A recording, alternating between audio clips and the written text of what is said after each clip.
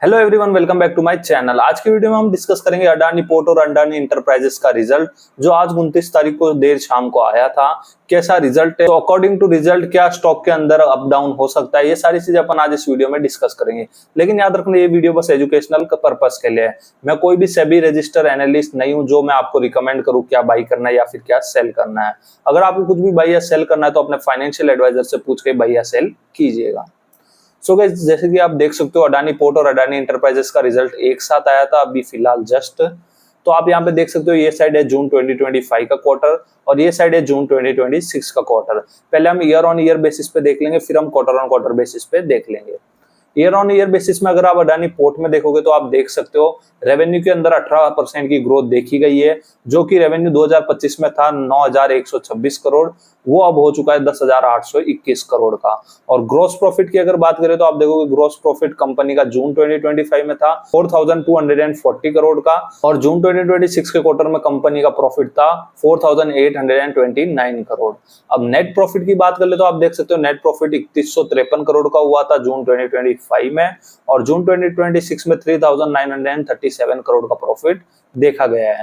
हालांकि port business जो अडानी का है वो काफी बढ़िया बिजनेस है। इसके अंदर प्रॉफिट रेशियो भी काफी ज्यादा होता है और एक्सपेंसेस भी इतने नहीं होते हैं, क्योंकि एक्सपेंसेस में अगर क्या होता है, ज्यादा से ज्यादा मानो कोई कंटेनर का कुछ लॉस हो जाता है तो वो कंपनी के जो इंश्योरेंस है उससे क्लेम हो जाता है। तो उस कारण से जो अडानी पोर्ट का जो रिजल्ट है वो हमें यही बताता है कि अडानी का सबसे प्रॉफिटेबल जो बिजनेस है वो है अडानी पोर्ट का बिजनेस।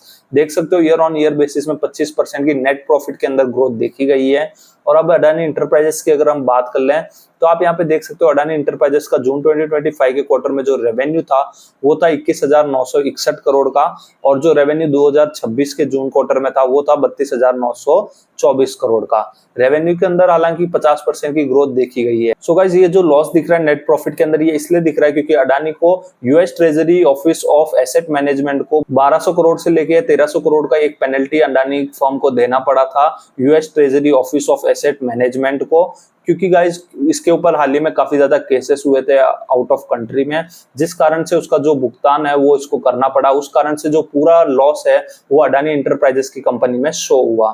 सो गाइस, ये कोई ऐसा नहीं है कि एक्सपेंसेस हुए कंपनी के या कुछ और हुआ है, ये बस इसलिए लॉस दिख रहा है क्योंकि इस बार क्या हुआ, 1200 से 1300 करोड़ का कंपनी ने पेनल्टी पे किया था, जिस कारण से ये लॉस 1568 करोड़ का आपको यहाँ शो हो रहा है। सो गाइस, जैसे कि आप देख सकते हो ये क्वार्टर ऑन क्वार्टर बेसिस में रिजल्ट है अडानी पोर्ट और अडानी इंटरप्राइजेस का। अगर आप रेवेन्यू के अंदर देखोगे तो क्वार्टर ऑन क्वार्टर बेसिस में 0.7% की ग्रोथ है अडानी पोर्ट के अंदर रेवेन्यू के अंदर, और नेट प्रॉफिट के अंदर आप देखोगे तो क्वार्टर ऑन क्वार्टर बेसिस में 27% की ग्रोथ हुई है, जो कि प्रॉफिट आप देखोगे तो पिछली बार से 930 करोड़ का एक्स्ट्रा प्रॉफिट कंपनी ने बुक किया है। और वही अगर आप अडानी इंटरप्राइजेस में देखोगे तो मार्च 2026 जो कि पिछला क्वार्टर था उसमें कंपनी का लॉस था -125 करोड़ का, और अब की बार जैसे कि मैंने आपको अभी बताया था इसने कुछ पेनल्टी पे की है, उस कारण से इतना बड़ा लॉस दिख रहा है, वरना कंपनी अब की बार भी प्रॉफिट के अंदर आने के चांसेस बनते थे। अब कल थर्सडे के दिन पे क्या हो सकता है, थर्सडे के दिन पे क्या होगा, जैसे मार्केट ओपन होगा अडानी इंटरप्राइजेस के अंदर एक बड़ा फॉल देखा जा सकता है जो कि 5 से 6-7% का हो सकता है। सो उस फॉल के कारण क्या होगा, निफ्टी के अंदर भी एक फॉल देखा जाएगा, लेकिन जो अडानी पोर्ट का स्टॉक है वो हमें बढ़ता हुआ दिख सकता है आने वाले टाइम में, क्योंकि इसका जो प्रॉफिट ग्रोथ है वो काफी बढ़िया है और हाई मार्जिन के साथ कंपनी नेट प्रॉफिट्स बुक कर रही है। तो उस कारण से क्या होगा, इसके अंदर एक बुलिश मूवमेंट दिख सकती है और अडानी इंटरप्राइजेस में एक बियरिश मूवमेंट देखी जा सकती है। जैसे कि आप देख सकते हो ये सामने आपके अडानी इंटरप्राइजेस का चार्ट है।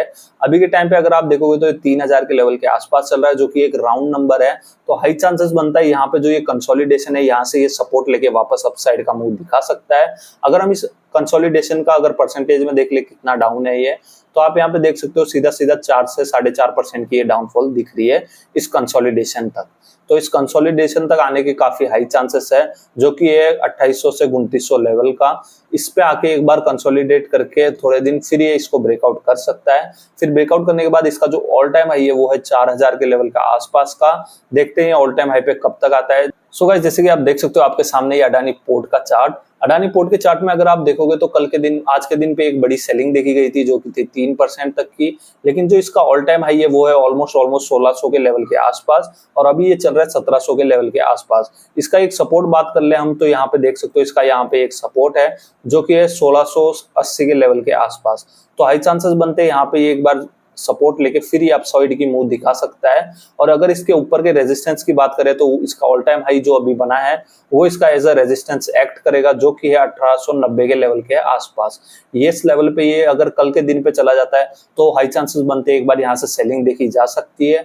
अगर इसके ऊपर ब्रेकआउट कर देता तो यहाँ से हमें एक बढ़िया मूवमेंट देखी जा सकती है। अगर आप बात करोगे दोनों स्टॉक में से कौन सा स्टॉक बेटर है, तो मैं आपको कहूंगा कि अडानी पोर्ट का स्टॉक काफी अच्छा लग रहा है मुझे, क्योंकि इसने पहला तो ऑल टाइम हाई का ब्रेकआउट किया है, फिर अगर आप देखोगे तो ऑल टाइम हाई का ब्रेकआउट करने के बाद काफी दिन इसने कंसोलिडेशन दिखाया है। तो हाई चांसेस बनते हैं कंसोलिडेशन दिखाने के बाद एक स्टॉक ब्रेकआउट दे सकता है, और इसके लिए एक सपोर्ट भी हो गया है क्योंकि रिजल्ट बढ़िया आया है इसका। तो यहाँ से हाई चांसेस बनते हैं कि ये इस हाई को ब्रेकआउट करके अपसाइड की एक अच्छी खासी मूव दिखा सकता है। आई होप गाइस आपको वीडियो अच्छी लगी होगी और रिजल्ट और चार्ट एनालिसिस आपको समझ में आए होंगे।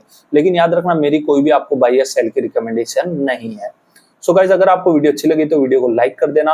और गाइज, ये अपना यूट्यूब चैनल है मनीष अल्फा का, इसमें 94 सब्सक्राइबर हो चुके हैं। जल्द से जल्द 100 सब्सक्राइबर पूरे करवाइए गाइज, और अपने फैमिली फ्रेंड में इस वीडियो को जरूर शेयर करना। Thank you guys for watching this video.